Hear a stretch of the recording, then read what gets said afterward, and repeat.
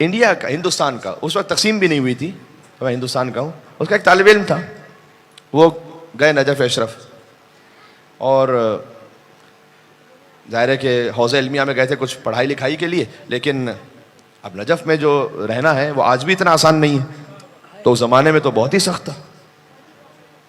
تو وہاں وہ جب تشریف لے گئے تو انہوں نے 2-4 مہینے تو گزر گئے.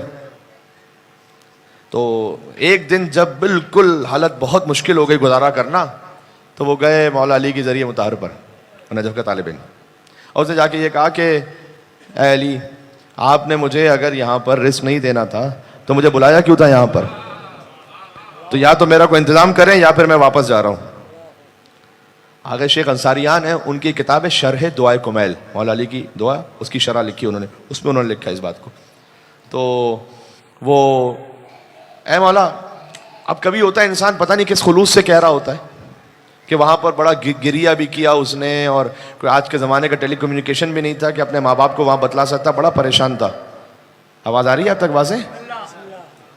تو اس نے یہ کیا کہ آپ کے لیے واضح ہے آواز؟ ٹھیک ہے, اچھا. تو اس نے یہ کیا کہ وہاں جا کر بڑا اہتمام کیا کہ مولا علی کی ذریعے کے سامنے کہ اے مولا مجھے یہاں گزارا مشکل ہو رہا ہے. اب دیکھیے علی یہ ابن ابی طالب, یہ میں بات کیا کہہ رہا ہوں, علی ہر ایک کو اس کی ظرفیت کے مطابق عطا کرتے ہیں, یہ ذہن میں رکھیے گا.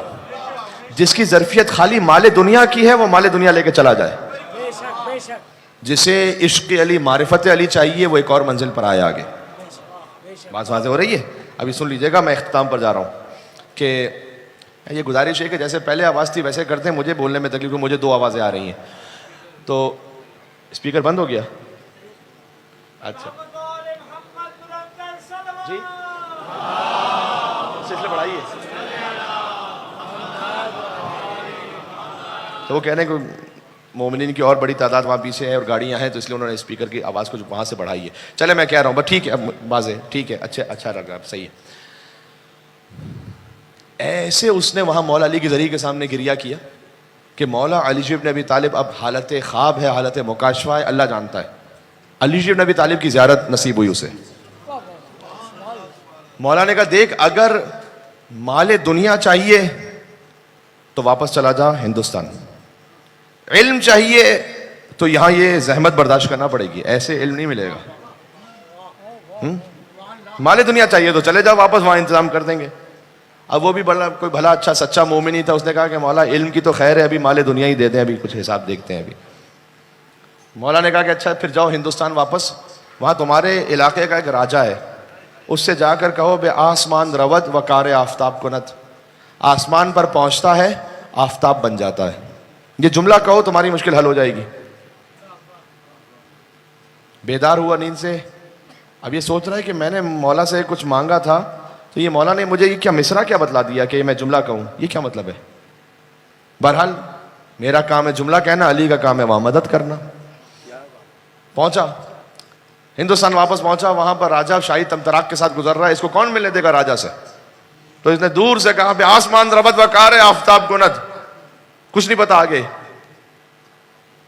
بادشاہ نے بڑے غور سے اسے دیکھا, کہا ذرا اس شخص کو قریب بلانا. اب یہ دل میں سوچ رہا ہے مولا پتہ نہیں کیا سکھلا دیا آپ نے, نمازیں بخشوانے گئے تھے, روزے گلے پڑ گئے یہاں پر. جی حضور, کہا کہ یہ تم نے کیا کہا, اس وقت ذرا دہرانا. تو اس نے کہا بڑے ڈرتے ڈرتے بے آسمان ربت و کار آفتاب کنت. بادشاہ نے کہا یہ جتنی زمینیں دیکھ رہے ہو نا یہ سب میری ہیں, اس میں سے آدھی میں نے تمہیں عطا کی. سن لیجئے گا, میں اختتام پر آ گیا ہوں. اب اپنے خزانے میں لے کے یہ ہیرے جواہرات جتنے بھی ہیں نا, اس کو آدھا آدھا تقسیم کر لو, یہ تمہیں عطا کیا, اور میرے بعد تم ہو میرے ولی عہد, میرے بعد یہ بادشاہ تمہیں ملے گی. کہا حضور یہ سب میں نے ایک جملہ کہا ہے, یہ آپ سب دیتے چلے جا رہے ہیں مجھے, یہ کیا معاملہ کیا ہے؟ کہا دیکھو میں نے علی کی شان میں ایک منقبت کہی تھی, اس کا پہلا مصرع کہہ دیا تھا, دوسرا سمجھ میں نہیں آ رہا تھا.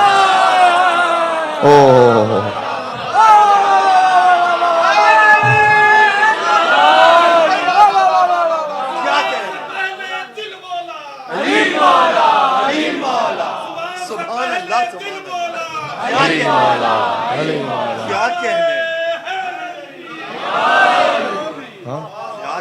جی، کیا کہنے. واہ واہ واہ. کہ میں نے ایک منقبت کہی، اس میں ایک مصرع کہا. اب ایک مصرع پہلا تو کہہ دیا، اب دوسرا جو علی کی شان کے مطابق ہو وہ سمجھ نہیں آ رہا. میں نے بہت سوچا، لیکن جب وہ مصرع نہیں آیا مجھے سمجھ میں کہ میں کیا لکھوں، تو میں نے مولا علی سے منت مانی.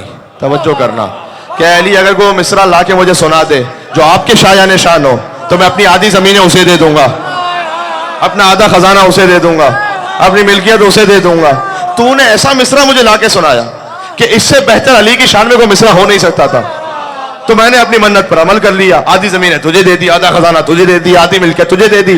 اب میں بالکل حساس منزل پر ہوں، اور شاید یہ 4 مجالس کا نچوڑ ہو جائے اس وقت. اور کل کی جو مجلس ہے وہ امام حسن عسکری علیہ السلام ان کی شہادت کے حوالے سے اور تفصیل انشاءاللہ کل الوداعی مجلس اور جلوس میں آئے گی. تو لہٰذا میں چاہ رہا ہوں آج اس حد تک موضوع یہاں مکمل ہو جائے. اس نے پوچھا کہ وہ ذرا پہلا مصرع کیا تھا جس پر دوسرا مصرع کہا گیا. بہت توجہ کیجیے گا. اس نے کہا پہلا مصرع یہ تھا کہ میں نے یہ مصرع لکھا کہ گر بذرعی نظر لطف بو تراب افتد بے آسمان رود. اب یہ مولا نے سکھلایا تھا، وہ بے آسمان رود وقار آفتاب کنت. پہلا مصرع تھا اگر گر بذرعی نظر لطف بو تراب افتد، اگر دنیا کے ایک حقیر ذرے پر بھی بو تراب کی نگاہ ہو جائے، بے آسمان رود وقار آفتاب کنت، وہ ذرہ اتنا بلند ہوتا ہے، ذرے پر بو تراب کی نگاہ ہو جائے وہ ذرہ اتنا بلند ہوتا ہے، اتنا بلند ہوتا ہے کہ آسمان پر پہنچ جاتا ہے اور آفتاب بن جاتا ہے. علی ذرے کو آفتاب بنا دیتے ہیں. کوئی ذرہ تو بن کے بتائے. یہ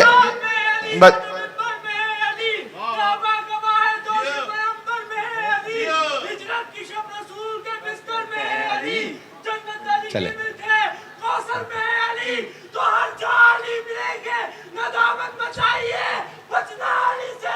جاننا چاہیے. واہ واہ واہ.